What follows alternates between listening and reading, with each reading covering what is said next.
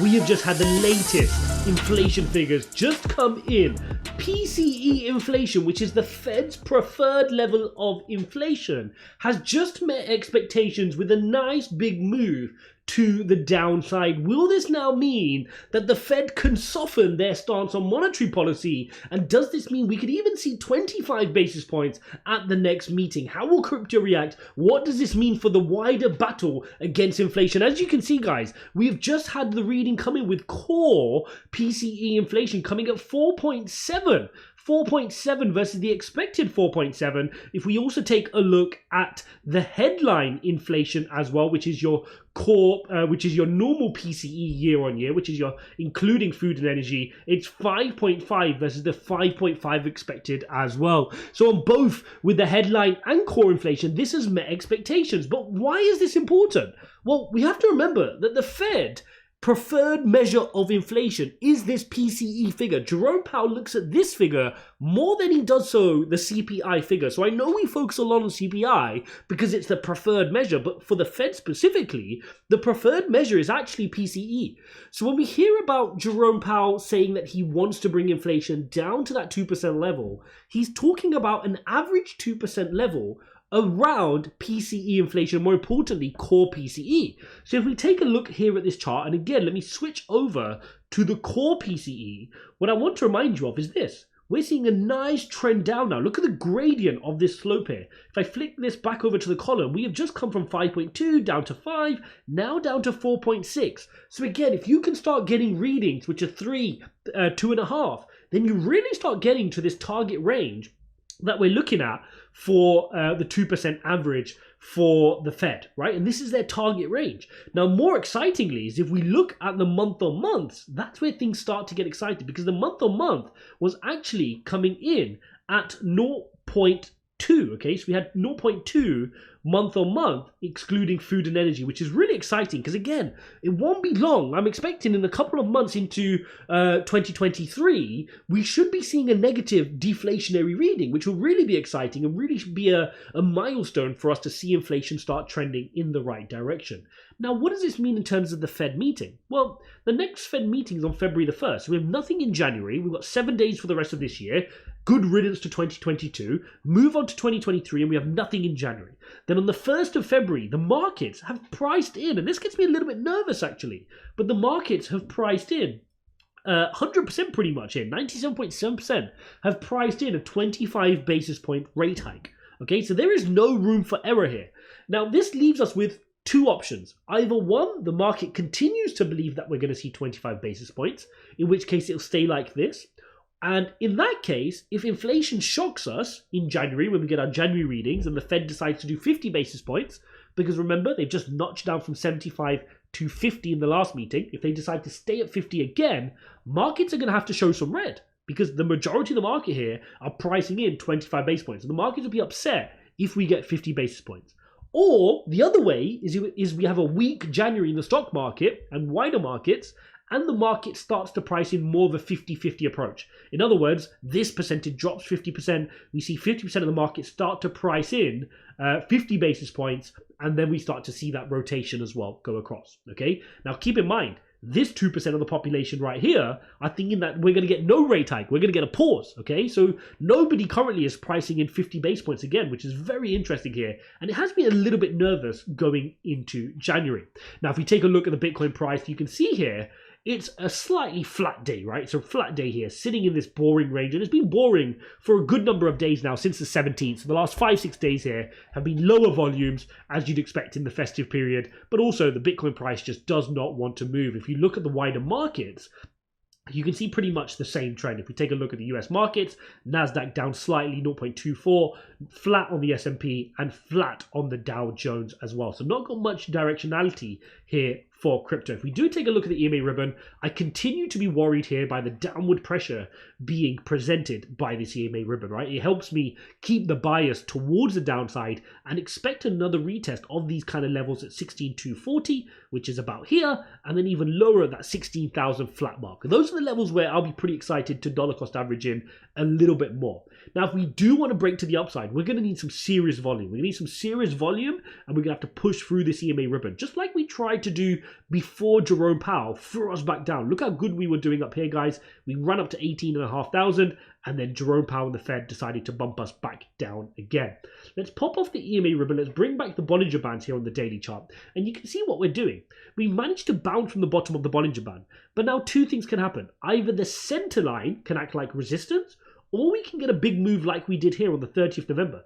Look how we got to the center line, and we had a nice big volume candle here, push us to the top of the Bollinger Band. So that's what I'm looking out for here now, is will we get a strong, powerful day taking us towards that region at 17,600 to 17,700. That is what I'll be looking for here on the top of the Bollinger Band. But either way, we're not out of the woods yet until we create a higher high. Because if you look at this, we've got a high there, which takes you as high as 18,400.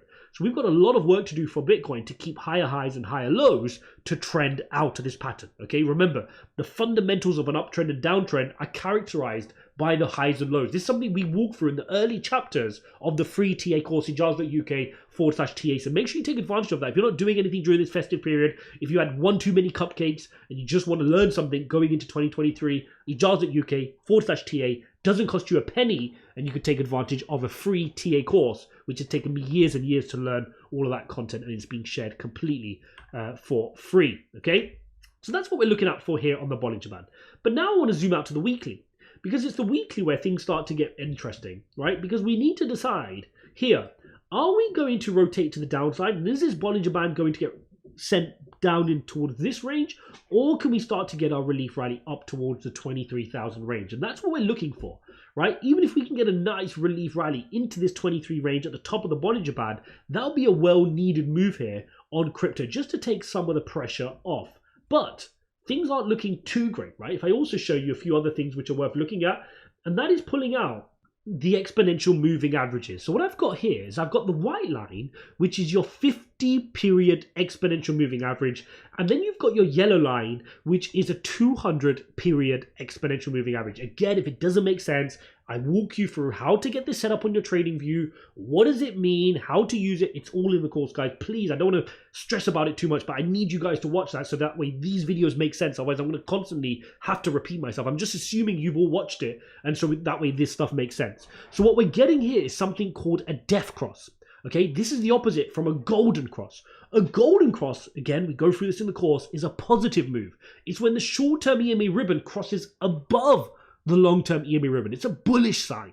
A death cross is a bearish sign, okay? This is when the short-term moving average, in this case the 51, decides to cross down across the longer term moving average. So here we are getting horribly close to that, okay? We are literally dollars away from this white line bearishly crossing through and down below the yellow line. And this normally indicates a bigger move to the downside. It's considered a death cross. Now, there are various reasons why a death cross isn't too reliable. It's considered a bit of a lag measure. It doesn't always mean that the price is necessarily going to go to the downside. But from a theoretical stance point, it's not good, right? It means a short-term moving average is showing significant trends to the downside. We're unable to hold support, and we're getting rejected to the downside, okay? So just wanted to bring that to your attention.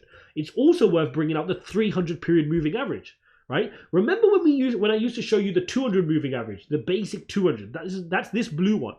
This blue one, if you go back to the history of Bitcoin, the blue basic 200 moving average would always hold a support. It held a support here in 2019, it held a support here in the pandemic period, but it didn't recently. Right? We tried to hold it as support, we ended up turning it into resistance, and we got thrown to the downside. So this blue line no longer held. So now we need to look at the 300 period moving average. And on the 300 period moving average, we've not been able to hold that as well. But even worse, we've back tested it on the backside, and now it's acting as resistance. We got rejected by the 300 moving average. So things are looking difficult here on crypto. We will be having to test, in my opinion, some lower lows. And that is personally what I've been preparing for quite a while now, is do we go back to those 15,500 levels, and will we get an opportunity to nibble? Now, there'll be plenty of influencers out there shouting out price targets, making stuff up, and all of that is the noise you guys need to learn to wash out. The reality is we do not know for sure where prices are headed. We do not know where markets are headed. If we did, we'd all be multi-billionaires. We'd all be sitting there like Elon Musk buying Twitter and other nonsense, right? But the reality is we got to navigate this market with the data we've got. And right now, the bears have control of this trend, and I'd be silly to not prepare for more downside risk. But at the same time, I've got to be in the market. I don't want to be sat on the sidelines with all my cash. I'd want decent amounts of cash on the sidelines, and I want to accumulate cash so I can buy the dip if there's more pain in 2023. But I can't have everything in cash. I personally, it's not financial advice for you, want to be in the market, because I've seen time and time again how quickly crypto moves. Crypto does not wait for anybody. When it decides it wants to move, a couple of weeks and it's gone, and it'll be out of your hands, and you will miss some huge returns. And then the FOMO is going to kick in. Then Bitcoin's going to get to 25. You'll be like, I should have bought in at 16. Then it's going to get to 30. I should have bought in even at 20 would have been great. Then it goes to 30, 35, 40, 45. And then you're just chasing green candles. You've got green candle disease, and you just never get ahead of the trend. You're just constantly chasing the price action. So for me, my methodology is always simple. When there's fear in the streets, when there's blood on the streets, that is when I want to be accumulating. But at the same time, going into 2023, the unique thing about this crypto bear market is we also have a deep financial recession and financial crisis ahead in the traditional markets. And that's what makes this bear market for Bitcoin a lot harder. It's the first time navigating a real deep recession for Bitcoin. And so for that reason, I'm going to have to throw even more caution to the wind than I normally would during a crypto bear market. Hope that makes sense, guys. So for me, I've got to prepare for a little bit more pain going into 2023. I don't expect suddenly, the new year's going to tick over to the next day on the 1st of January 2023 and everything's going to be fine and dandy. The market's going to be rallying green. If it does, fantastic, but I don't expect it. One more thing, guys, here on the dollar index, we are 8 hours away. Yes, 8 hours away from a critical close, which I shared with you yesterday. If you don't know the significance of this, go watch my video from yesterday. But if we can close this weekly candle below this EMA ribbon, that is a major, major coup, which historically has always meant good for Bitcoin. So go watch my video from yesterday. Make sure you understand what's going on with there. 8 hours, and we're just a couple of dollars away. We really need that EMA ribbon to be broken, which is around that 104.05 mark. We're sitting at 104.32. So we've got about 0.3 to lose here on the dollar index to the downside. So there you have it, guys. An inflation report, which is showing some more easing of inflation, which is proving that Jerome Powell is starting to make inroads towards bringing inflation in towards the right direction. Does this necessarily mean that we're going to get 25 basis points on the 1st of February? Or is he going to continue to keep that tight noose around markets just to make sure we do not get caught out with some sticky, entrenched inflation? I'm sitting on that side of the fence. I feel as though Jerome Powell's still going to go with 50 basis points at the next meeting, unless we get some significant data improvements in January. Hope you guys enjoyed. Don't forget to smash up the likes. Don't forget to subscribe. Check out this video here, and I'll see you in the next one.